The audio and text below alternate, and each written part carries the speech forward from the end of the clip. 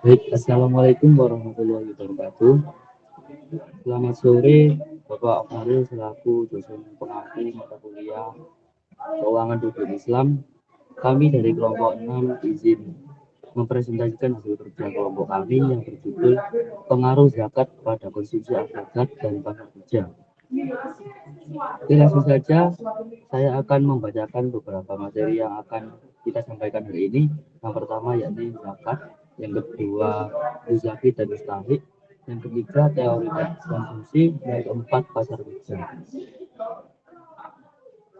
Selanjutnya, zakat menurut bahasa yakni zakat memiliki arti berkembang, tumbuh, bertambah, atau dapat diartikan dengan mensucikan atau membersihkan. Hadis riwayat Tirmizi.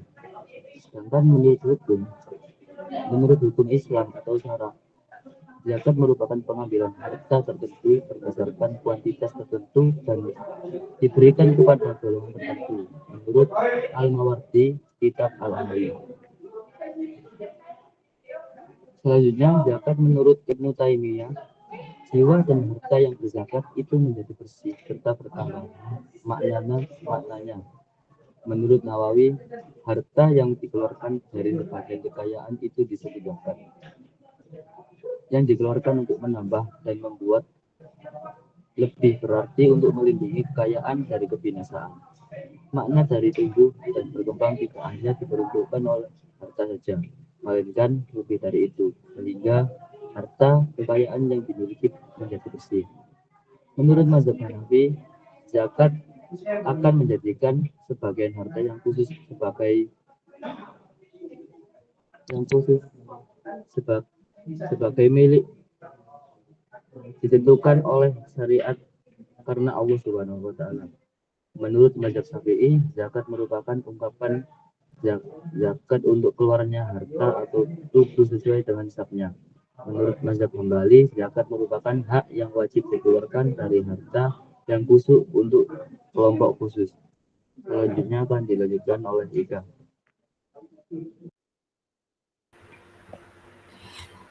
Kemudian ada macam-macam zakat. Yang utama ada zakat fitrah yang merupakan zakat yang wajib dikeluarkan oleh umat muslim menjelang hari raya Idul Fitri, dan yang kedua ada zakat mal, zakat yang wajib dikeluarkan oleh seseorang untuk golongan tertentu dengan batasan jumlah dan waktu kepemilikan tertentu. Kemudian ada syarat bagi orang yang membayar zakat. Yang pertama beragama Islam, yang kedua merdeka, dan yang ketiga memiliki kelebihan harta atau cukup untuk memenuhi kebutuhan. Kemudian ada syarat harta yang adalah harta yang merupakan milik sendiri, dan yang kedua harta yang berkembang, ketiga harta yang sudah mencapai ukuran nisab, yang keempat harta memiliki waktu 1 haul, dan yang kelima harta terhindar dari hutang. Selanjutnya adalah muzaki. Muzaki ini merupakan orang yang berkewajiban untuk membagikan zakat, amil zakat. Menurut Undang-Undang Nomor 39 Tahun 1999, muzaki sendiri berarti orang atau badan yang dimiliki oleh orang muslim yang berkewajiban menunaikan zakat. Selanjutnya akan dijelaskan oleh Diva. Baik, saya lanjutkan sendiri. Untuk syarat muzaki sendiri dibagi menjadi 3 bagian, yaitu ada yang pertama balik. Balik sendiri mempunyai artian di sini adalah dewasa. Dewasa dalam artian itu tidak orang kecil begitu. Dikarenakan orang kecil salah satunya para yatim, dan jika seorang yatim sendiri mencapai balik, maka dia tidak kewajiban mengeluarkan zakat untuk tahun-tahun yang lalu, dan tidak juga untuk tahun-tahun yang akan bahkan sampai ia balik. Untuk yang kedua ada berakal. Berakal sendiri di sini dimaksudkan karena jika orang tidak berakal atau gila, sama saja dengan hukum anak kecil yang disebutkan semuanya bahwa tidak ada kewajiban zakat di dalamnya. Jadi berakal sendiri dia di sini sebagai sadar. Untuk yang ketiga ada hak harta yang akan diberikan harus merupakan hak penuh yang dibelanjakan oleh pemiliknya. Jadi tidak ada harta warisan atau hutang ataupun masuk yang digadaikan dan lain-lainnya. Untuk selanjutnya sendiri ada mustahik. Nah, mustahik ini berbanding baliknya dengan muzaki tadi. Jikalau muzaki tadi sebagai penyalur ataupun penyalur dari zakat tersebut, maka mustahik ini sebagai penerima zakat sendiri. Nah, adapun mustahik dibagi menjadi 8 golongan yang akan mendapatkan zakat. Yaitu yang pertama ada fakir sendiri, yaitu merupakan orang yang tidak dapat menemukan peringkat ekonomi yang dapat mencukupi kebutuhannya sendiri. Terus yang kedua ada orang-orang miskin atau al-masakin, yaitu salah satu orang yang sama sekali tidak dapat menemukan apa yang mencangkup kebutuhan hidupnya itu sendiri. Lalu yang ketiga ada pengurus zakat sendiri, yaitu amil, merupakan orang yang mengurus zakat, diantaranya menarik dan membagikan zakat, serta merupakan juru tulis yang akan mengumpulkan dengan syarat muslim, orang yang jujur, mualaf, dan memahami hukum tentang zakat itu sendiri. Lalu yang keempat ada orang yang baru masuk Islam, yaitu para mualaf. Yang kelima sendiri untuk memerdekakan hamba, yaitu budak itu sendiri. Yang keenam ada orang yang berhutang ataupun al-gharimun, yakni para hamba saya yang berasal kota Batau, orang yang memiliki hutang dengan syarat dia terlilit hutang, bukan untuk tujuan maksiat. Hanya saja mereka tidak dapat mau untuk melunasinya dan untuk mendamaikan mereka sekalipun mereka adalah orang berkecukupan. Yang ketujuh ada untuk di jalan Allah, yaitu sabilillah, merupakan orang-orang yang sedang berjuang di jalan Allah, tapi tanpa ada pembayaran sekalipun mereka juga salah satu orang yang berkecukupan itu. Lalu yang 8 terakhir orang yang sedang dalam perjalanan, yaitu musabil sendiri, atau orang yang sedang kehabisan kali itu sendiri. Nah, untuk pengaruh zakat, di sini saya akan menjelaskan mengenai 4 bagian sendiri. Pengaruh zakat pada muzaki itu sendiri, lalu yang kedua ada mustahik, yang ketiga ada pasar kerja, yaitu ada yang keempat ada konsumsi agregat itu sendiri. Nah, untuk pengaruh zakat bagimu mustahik sendiri itu ada beberapa poin yang disebutkan, yaitu ada 7 poin. Yang pertama ada mensucikan jiwa dari sifat kikir. Lalu yang kedua ada menanamkan sifat kemuliaan sendiri, rasa toleran, simpati, dan lapang dada sendiri. Yang ketiga ada sarana bagi hambanya untuk mendekatkan diri kepada ya Rob. Yang keempat sebagai sarana untuk mendidik agar saling berbagi pada sesama.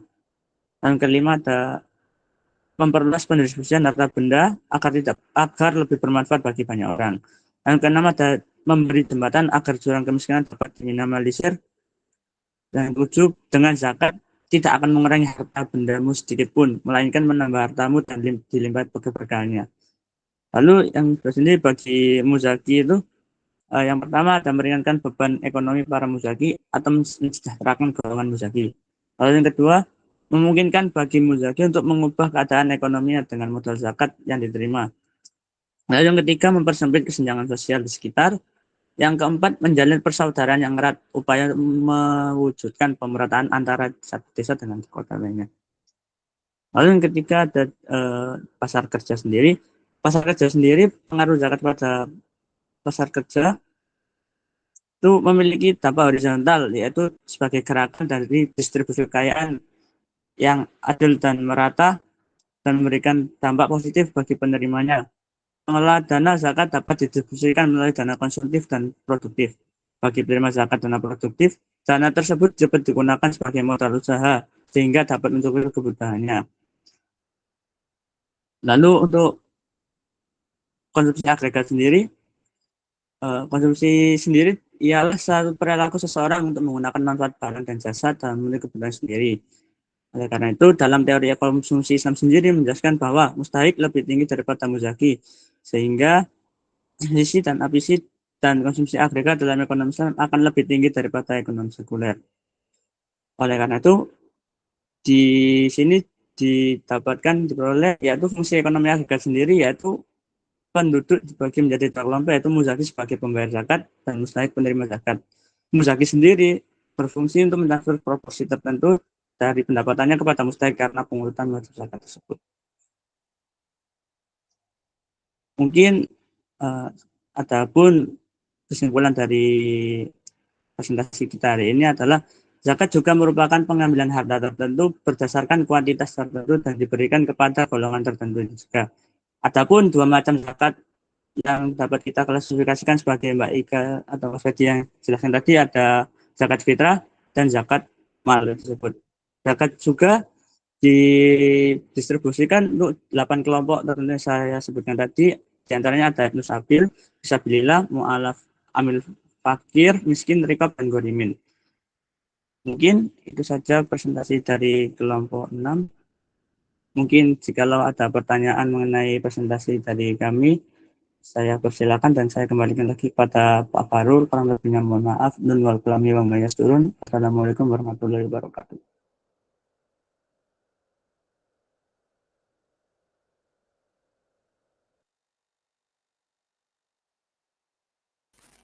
Ya, silakan yang ada pertanyaan ya untuk kelompok.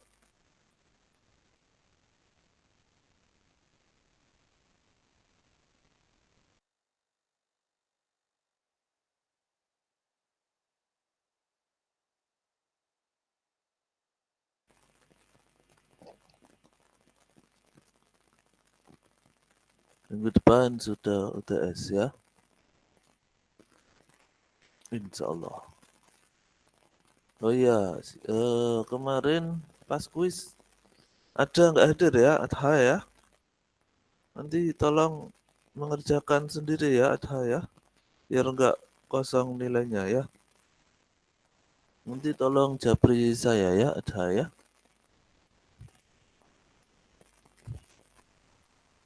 Ya, silakan yang mau bertanya.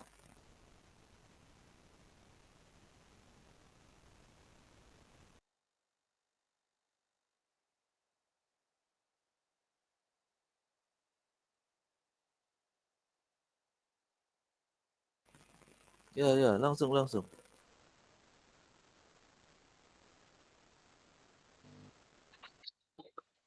Baik, terima kasih atas kesempatannya.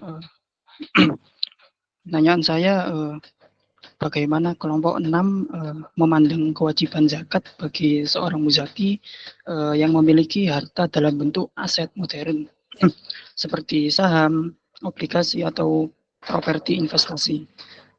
Karena mengingat adanya perbedaan pendapat mengenai apakah aset-aset tersebut ini termasuk dalam kategori harta yang wajib dizakati berdasarkan nisab zakat mal atau tidak.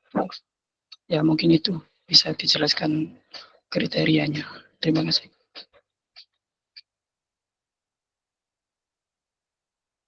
Baik, terima kasih Mas atas pertanyaannya. Akan kami lakukan selanjutnya.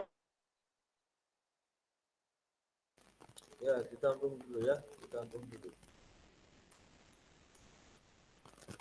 Silakan yang lain.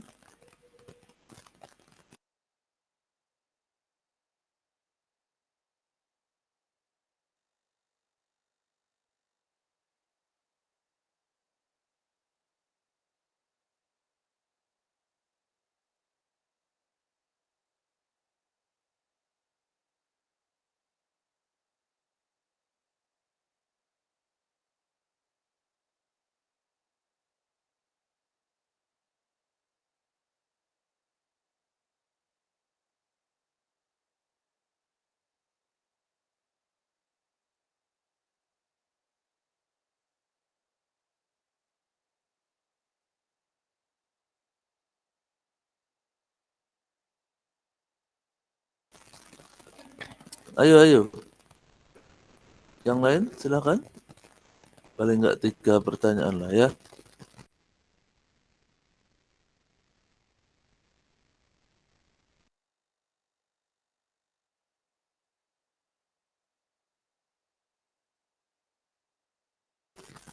Nanti setelah ini saya tambahi ya.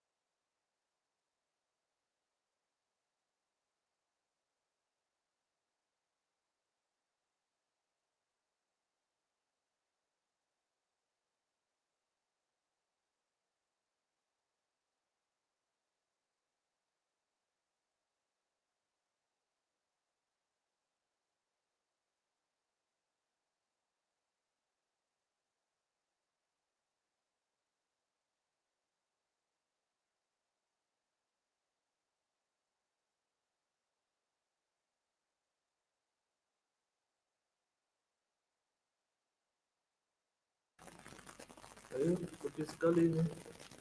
Masa sudah pada ngantuk?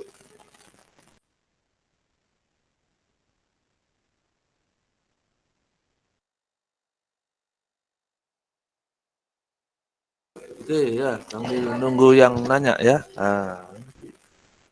Habis waktunya gini aja ya. Nanti yang mau nanya boleh di kolom itu ya, apa namanya ini ya, chat room itu ya. Itu tulis saja di situ ya. Saya mau menyampaikan sesuatu ya. Oh ya, ininya tolong dimatikan dulu. Apa? Siapa? PowerPoint-mu dimatikan dulu.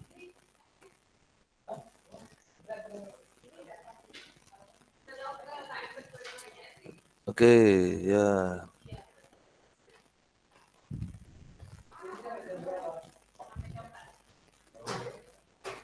Nah, jadi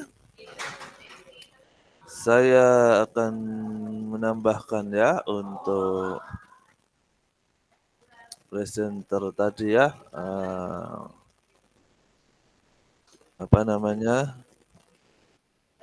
Nah, itu sambil ada pertanyaan itu ya.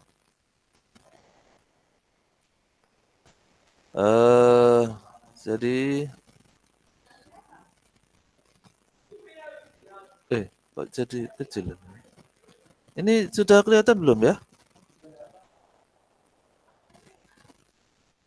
Sampun, Pak. Kelihatan Bapak, Apa? Belum? kelihatan. Kelihatan ya? Oke, sip. Ya, jadi saya akan menambahkan ya untuk teman-teman tadi ya, bukan berarti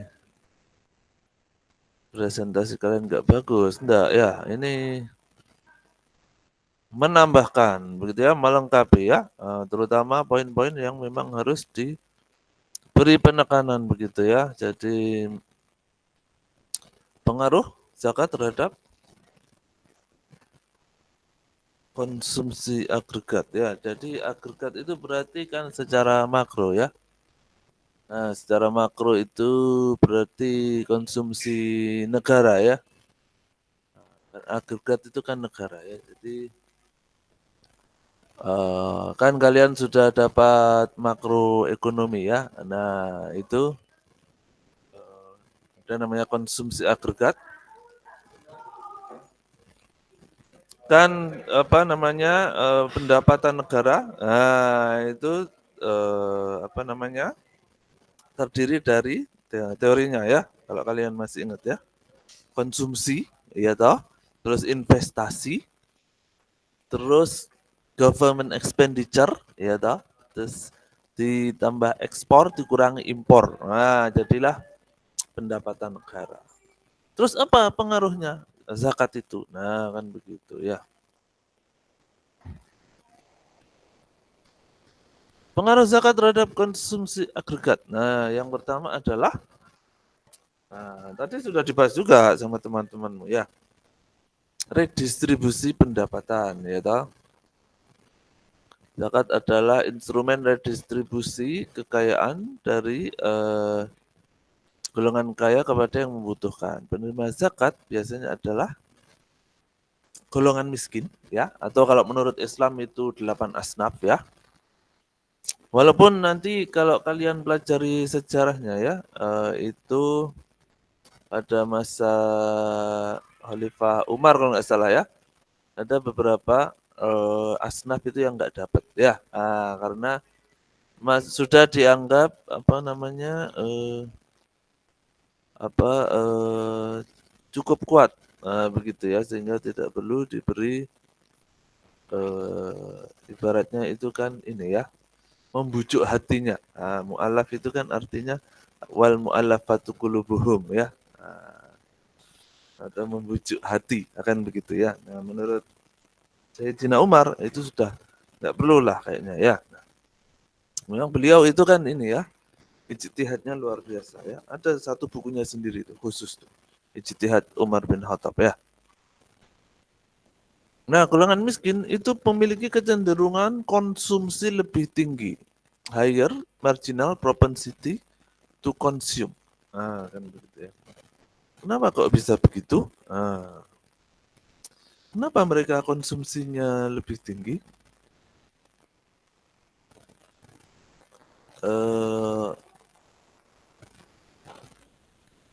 Karena biasanya mereka tidak bisa mengkonsumsi, kan begitu ya. Karena nggak punya uang. Awalnya begitu ya. Sehingga ketika memiliki uang, sebentar. Maka mereka akan cenderung mengkonsumsi ya. Beda dengan orang kaya, ya kan begitu ya. Orang kaya kalau dapat uang lebih karena dia sudah biasa sudah biasa konsumsi, kan orang kaya namanya juga orang kaya kan gitu ya. Sehingga kalau ada uang lebih mereka akan cenderung investasi kan begitu ya. Bukan konsumsi. Mereka cenderung investasi. Nah, dengan demikian ketika zakat didistribusikan, penerima akan lebih banyak membelanjakan uang yang mereka terima, yang secara langsung meningkatkan konsumsi agregat, kan begitu ya. Kalau orang kaya dapat uang lebih, ditabung atau diinvestasikan. Yang kedua, adanya peningkatan daya beli masyarakat. Kan begitu ya.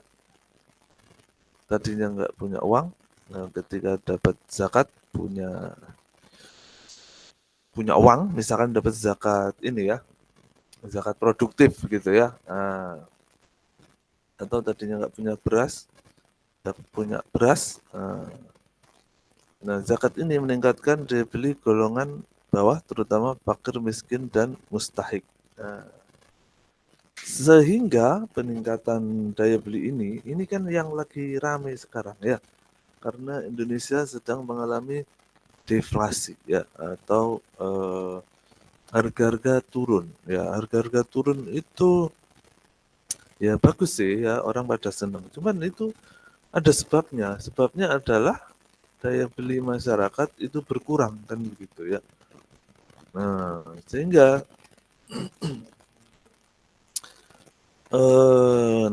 kembali ke zakat tadi ya. Ketika peningkatan daya beli ini akhirnya membuat permintaan terhadap barang-barang konsumsi, sehingga merangsang produksi dan distribusi, gitu ya. Sehingga semuanya saling berhubungan. Nah, itulah yang ketika di ekonomi makro itu kita sebut dengan multiplier kan begitu ya, atau efek pengali. Efek pengali ya, multiplier efek.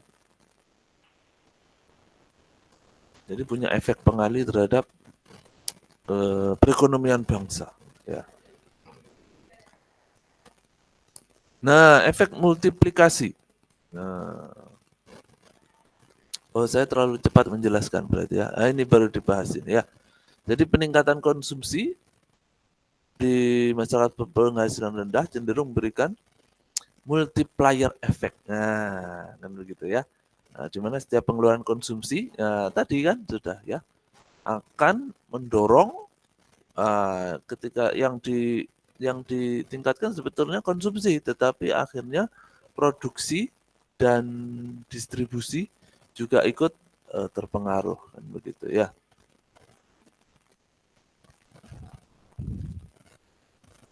Oke, wah ini sudah banyak yang bertanya di ini ya. Ternyata kalian pemalu semua ya. Kalau hanya langsung malu, kalau nulis tidak malu ya. Oke ya. Terus, nah ini pemerataan ekonomi kan begitu ya. Dengan zakat, ketimpangan antara kaya dan miskin dapat dikurangi, konsumsi agregat lebih stabil karena distribusi pendapatan lebih merata. Ekonomi makro lebih stabil ya. Kalau nggak salah minggu lalu juga sudah sempat saya singgung ya, negara-negara paling aman di dunia. Kenapa mereka bisa aman? Karena tingkat perbedaan antara the have yang punya sama the poor, sama yang miskin itu nggak jauh begitu ya. Karena kalau terlalu jauh ya begitu akhirnya timbullah kriminalitas kan begitu ya.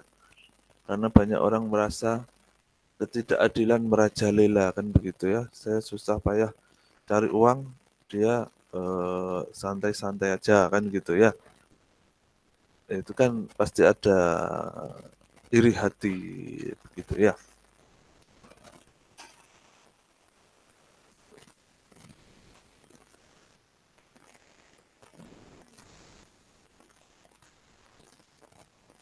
Nah, selanjutnya pengaruh zakat terhadap pasar kerja ya. Nah, yang pertama adalah pengentasan kemiskinan ya toh. Tadinya mustahik menjadi muzaki kalau bisa ya. Insya Allah bisa ya. Kemudian pengangguran juga dientaskan ya. Salah satu tujuan zakat memberdayakan golongan miskin. Nah, zakat produktif itu ya contohnya ya, bisa digunakan untuk diputar sebagai modal usaha gitu ya. Nah, dapat mengurangi pengangguran struktural ya, karena kebanyakan orang itu nggak bisa usaha bukan karena nggak punya skill gitu ya, tetapi karena nggak ada modalnya itu ya. Terus peningkatan kesejahteraan pekerja ya, maksudnya apa? Maksudnya adalah kadang-kadang pekerja itu ada yang berada di bawah UMR kan begitu ya. Nah, tidak semua pekerjaan itu gajinya UMR kan begitu ya. Sehingga hal inilah, jadi zakat itu semacam jaring pengaman sosial begitu ya untuk masyarakat yang kurang mampu ya. Itu sudah, makanya kalau apa namanya, sama Sayyidina Abu Bakar harus diperangi beneran ya kalau nggak bayar zakat, karena nanti pengaruhnya besar tuh ke perekonomian ya. Karena ketimpangan ekonomi nanti mengakibatkan kriminalitas tinggi, kan begitu ya pada akhirnya ya, kalau banyak terjadi ketidakadilan. Kemudian pendorong aktivitas ekonomi di sektor informal ya. Zakat seringkali disalurkan kepada masyarakat di sektor informal, memberi peluang kerja yang lebih luas ya. Ya, apa itu sektor informal? Berarti pekerjaannya yang enggak ini ya, tidak formal. Maksudnya bukan pekerja kantoran, bukan PNS gitu ya. Kan nggak semua orang bisa seperti itu ya. Kalian sangat beruntung bisa mendapatkan pendidikan tinggi. Jadi peluangmu untuk bekerja di sektor formal lebih besar kan gitu ya. Kan kalau bekerja di sektor formal itu kesejahteraannya pasti lebih ya. Ya walaupun belum tentu lebih banyak daripada informal ya, tetapi biasanya yang formal itu dia sudah terikat dengan peraturan pemerintah, sehingga biasanya sudah UMR, habis itu sudah harus ikut BPJS kan begitu ya, terus sudah ada asuransinya gitu ya, jadi lebih tertata ya daripada yang informal. Masalahnya nggak semua orang bisa kerja di sektor formal kan begitu ya, mungkin karena pendidikannya terbatas kan begitu ya. Terus apa namanya, nggak punya modal usaha, kayak mau masuk ke bank itu sendiri kan kita juga harus gimana caranya biar bisa dipercaya sama bank ya, dan bank itu biasanya lebih percaya pada orang yang punya pekerjaan tetap ya. Di mana pekerjaan tetap itu biasanya ya sektor formal kan gitu ya. Sehingga akhirnya sudah miskin, makin miskin karena nggak bisa dapat modal kan gitu ya. Mau pengen dapat modal harus punya kerjaan tetap, tambah ribet kan begitu ya. Jadi Makanya zakat ini diupayakan bisa menjawab permasalahan itu kan gitu ya. Mengurangi beban fiskal pemerintah ya. Dalam beberapa negara Islam yang memiliki sistem zakat yang baik, peran zakat dapat menanggulangi kemiskinan dan meningkatkan kesejahteraan masyarakat. Nah, dengan mengurangi kebutuhan pemerintah untuk menyediakan jaminan sosial atau bantuan langsung ya, kalau di Indonesia BLT kan gitu ya. Nah, karena sudah terkurangi bebannya untuk hal-hal tersebut, maka anggaran negara bisa dialokasikan ke bidang yang lain ya kan, seperti pendidikan, infrastruktur, kan begitu ya, yang gilirannya menciptakan lapangan kerja yang baru. Nah, sekarang kita lihat datanya ya. Seperti apa datanya? Nah, ini di Malaysia, total pengumpulan zakat tahun 2022 berhasil mengumpulkan lebih dari 1,3 miliar ringgit Malaysia ya, dari zakat pengentasan kemiskinan, dan berhasil mengurangi angka kemiskinan 8%, 6-8% ya. Terus dampak pada konsumsi rata-rata mengalami peningkatan sebesar 22%, terutama di bidang makanan dan kebutuhan dasar. Di Saudi gimana? Saudi zakatnya 2,5 miliar Saudi Arabian Real ya, Saudi Arabian Real. Lebih dari 300.000 keluarga miskin. Dampaknya apa? Meningkatkan daya beli kelompok miskin hingga 30%. Mohon maaf tadi saya terpental. Ya. Untuk yang pertama ini zakat fitrah. Di Jumlahnya zakat fitrah biasanya sekitar 2,5 kg bahan makanan seperti beras per orang. Untuk jika berupa uang, jika di awal diwakili dalam bentuk uang, nilai zakat fitrah biasa bisa bervariasi tergantung pada harga bahan makanan pokok. Umumnya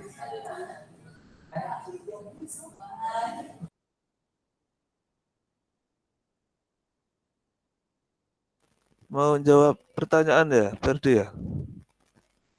Saya selesaikan dulu ya. Saya selesaikan dulu ya, sebentar lagi ya. Ya, mohon maaf Bapak, nampaknya kesalahan jaringan. karena habis terpental itu sehingga tiba-tiba langsung semangat menjawab pertanyaan ya. Oke, sebentar lagi ya. Oke, ya. Jadi kalau di Indonesia gimana? Nah, di Indonesia 26 triliun. Menurunkan tingkat kemiskinan hingga 15%. Peningkatan konsumsi meningkat 18% ya. Sudan, Sudan ini Afrika sana ya. Sudan zakat digunakan untuk proyek mikro dan usaha kecil, menciptakan 50.000 lapangan kerja baru. Pengumpulannya sampai 3,5 miliar. Sudan itu apa tapi ya ininya ya, saya nggak tahu apa namanya. Currency-nya apa ini ya. Didistribusikan kepada 500.000 orang miskin. Kurang 2 slide ya. Mesir, lebih dari 5 miliar EGP. Apa ini ya? Emang gue pikirin ya, apa ya? Egypt apa gitu ya berarti ya, Egypt ya kan Mesir ya. Nah, meningkatkan konsumsi hingga 25%. Kesimpulannya, ya Malaysia meningkat 22%, Saudi 30%, Indonesia 18%, ya. Sudan, enggak ada, 50.000 lapangan kerja baru. Mesir 25% ya. Oke, mungkin itu ya yang bisa saya sampaikan ya. Silakan presenter kalau mau menjawab pertanyaan ya. Nah, silakan.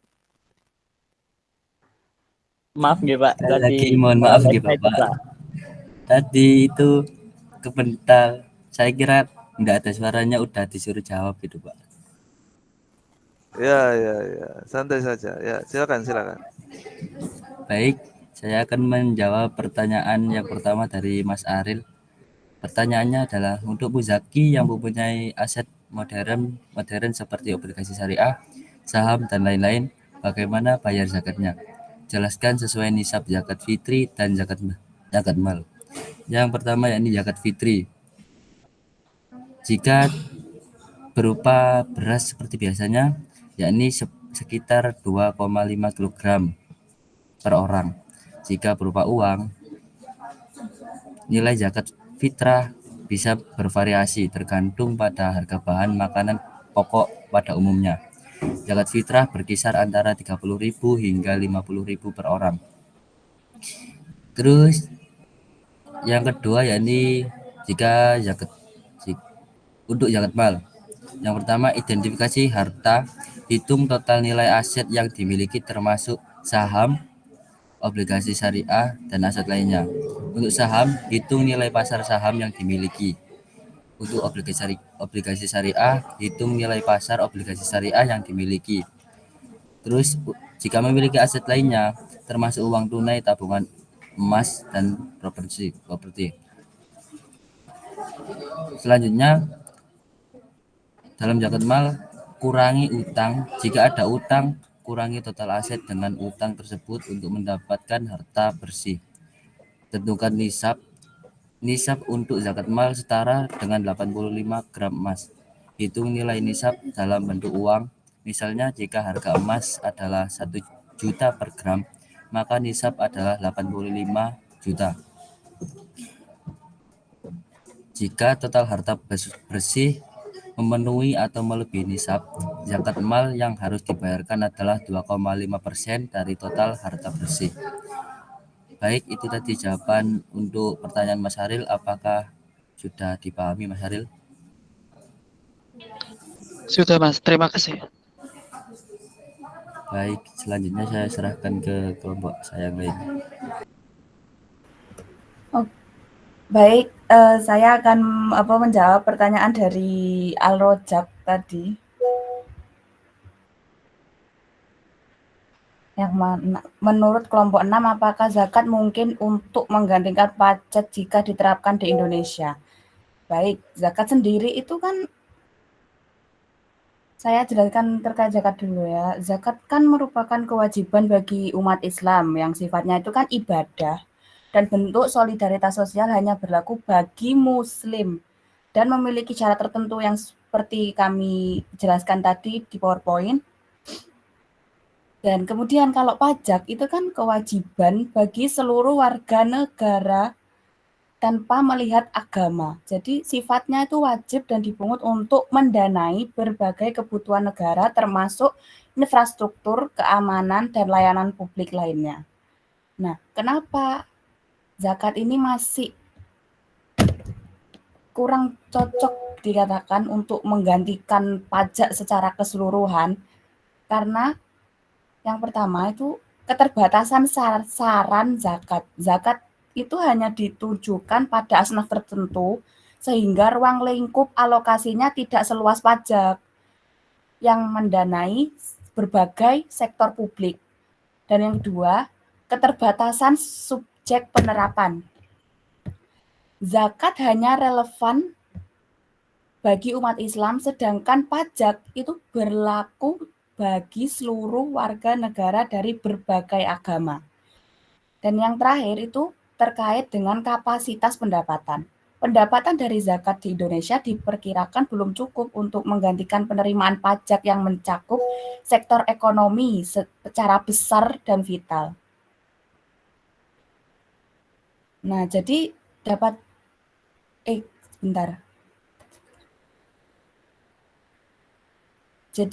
disimpulkan meskipun zakat ini berpotensi besar dalam membantu mengatasi masalah sosial ekonomi. Tapi jika dikatakan untuk menggantikan sepenuhnya dengan pajak di Indonesia, kurang realistis. Namun, zakat dapat dioptimalkan sebagai komplementer pajak terutama untuk tujuan sosial dan pemberdayaan ekonomi tanpa menggantikan peran pajak sebagai instrumen utama keuangan negara. Apakah sudah menjawab, Al-Rojak?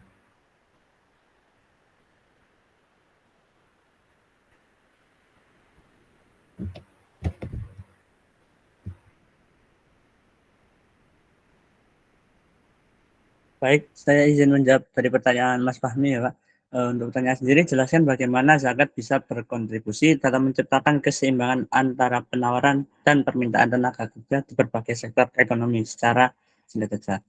Jadi begini, zakat kan dapat berkontribusi dalam menciptakan keseimbangan antara penawaran dan permintaan tenaga kerja dapat melalui redistribusi kekayaan yang mendukung peningkatan daya beli masyarakat miskin yang dijelaskan oleh Pak Farul tadi. Dengan daya beli yang meningkat sendiri, konsumsi agregat juga otomatis akan naik, yang pada gilirannya meningkatkan permintaan terhadap barang dan jasa secara signifikan. Peningkatan ini mendorong sektor-sektor ekonomi untuk memproduksi lebih banyak lagi, sehingga memerlukan lebih banyak tenaga kerja juga.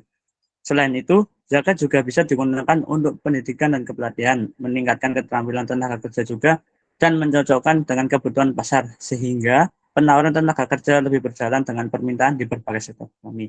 Jadi kurang lebihnya untuk menambah lapangan pekerjaan juga lah terkait dengan adanya sumber daya, sehingga lebih terampil lagi untuk sumber daya itu sendiri. Mungkin seperti itu Mas Fahmi. Apakah bisa dimengerti penjelasan saya? Dimengerti Mas, terima kasih. Baik, terima kasih kembali Mas Fahmi.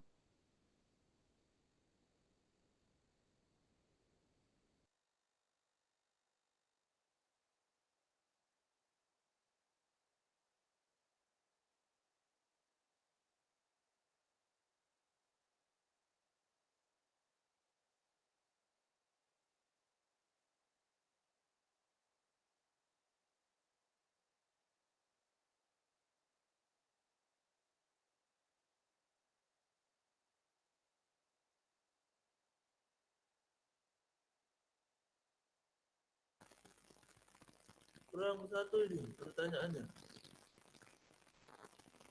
Kurang satu ya pertanyaannya.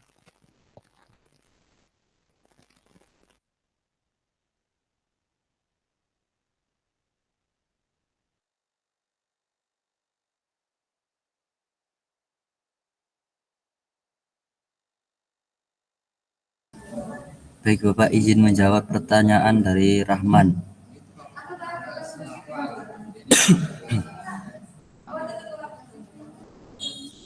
Rahman tadi bertanya, semisal saya memiliki hutang sebesar 1 miliar di suatu bank untuk membuka bisnis saya.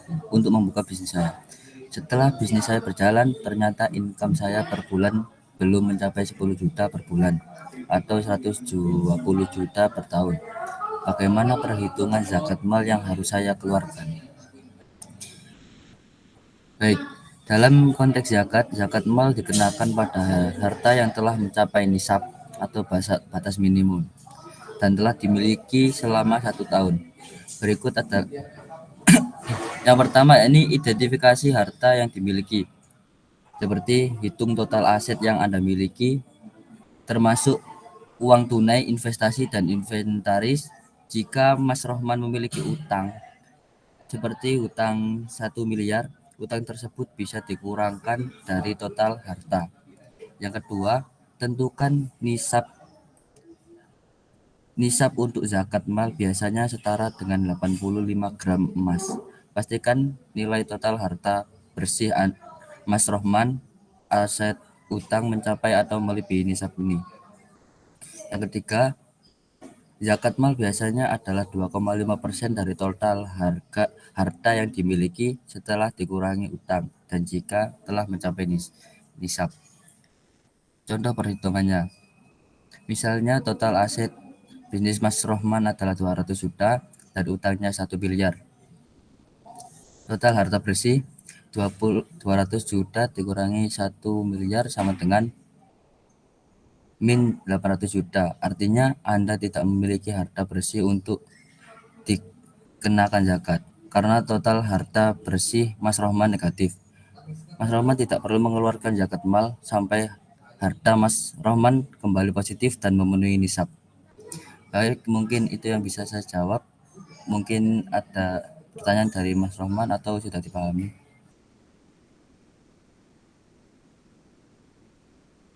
Terima kasih bisa dipahami.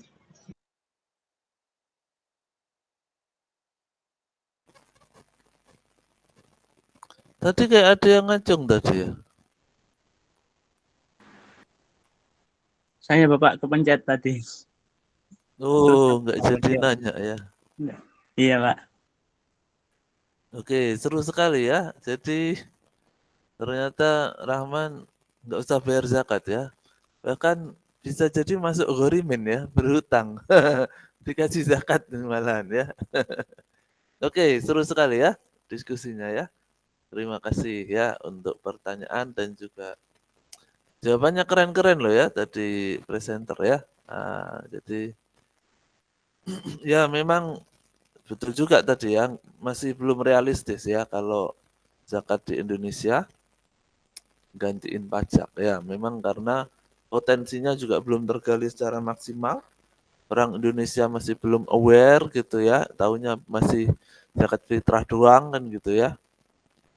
Terus ya itu memang pengeluaran negara juga besar gitu ya. Nah, itu. Oke, itu untuk hari ini ya. Kita cukupkan di sini. Nanti habis UTS nggak tahu ganti siapa ya. Pak Ajib mungkin ya. Itu ya nanti kita ketemu pas bimbingan skripsi ya. Atau ujian skripsi ya. Semoga semuanya cepat lulus ya. Insya Allah. Oke, untuk Amin. perkuliahan kita sebelum UTS kita akhiri ya. Semoga nanti dipermudah ujiannya ya. Termasuk skripsinya kita tutup dengan akhir majelis. Subhanakallahumma bihamdika asyhadu an la ilaha illa anta astaghfiruka wa atubu ilaik. Ya, terima kasih PJ, presenter dan juga para penanya ya. Sampai ketemu lagi ya. Wassalamualaikum warahmatullahi wabarakatuh. Waalaikumsalam. Waalaikumsalam. Terima kasih Pak. Terima kasih Bapak.